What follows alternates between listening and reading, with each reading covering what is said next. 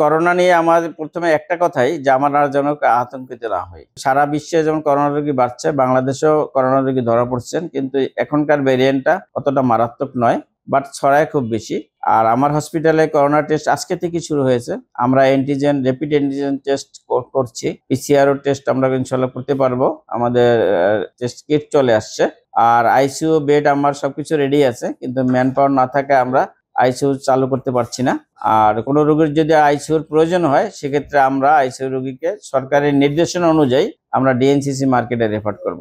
আপনারা জানেন যে ডিএনসিসি মার্কেটের যে হসপিটালটা, এই হসপিটাল এই মুহূর্তে করোনা ডেডিকেটেড হিসেবে সরকার ঘোষণা করেছেন।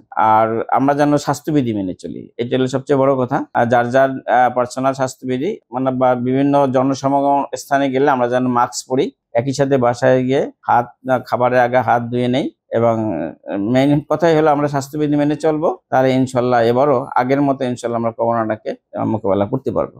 আসার পরে আলহামদুলিল্লাহ ওনারা ভালো সার্ভিস দিচ্ছে, দেখছে, এবং 24 ঘন্টায় নার্স আছে, নার্স সার্ভিস দিচ্ছে। কোনো কিছু হলে বাচ্চাকে ধরছে, ওনারাই সবকিছু টেক কেয়ার করছে। আমি জাস্ট ওদের পাশে বসে থাকি। ডাক্তার সকালে এসে দেখে যায়।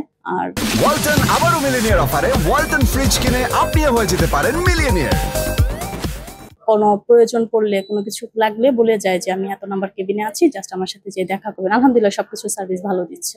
উপসর্গ বেশি এই জ্বর, ঠান্ডা, শরীর ব্যথা এরকমই, তেমন কোনো মানে সিরিয়াস ভাবে কোনো কিছু না, যেমন নিউমোনিয়ার সমস্যা বা শ্বাসকষ্টের সমস্যা, এমন কোনো সমস্যা নিয়ে আসেন। এতটুকুই যে ওনাদের জ্বর ঠান্ডাটা ডক্টর দিচ্ছে এটা। দিন ধরে জ্বর, আমি ওই জ্বরের জন্য আমার ডাক্তার করোনা পরীক্ষা দিয়েছে, করোনা পরীক্ষা করার জন্য আসছি। আমার শরীর ব্যথা এবং জ্বর এটা 5-6 দিন ধরে চলতেছে। এর জন্য স্যার আমার পরীক্ষা দিয়েছে যে করোনা পরীক্ষাটা করে নিয়ে আসো, এর জন্য পরীক্ষা করাইতে আসছি।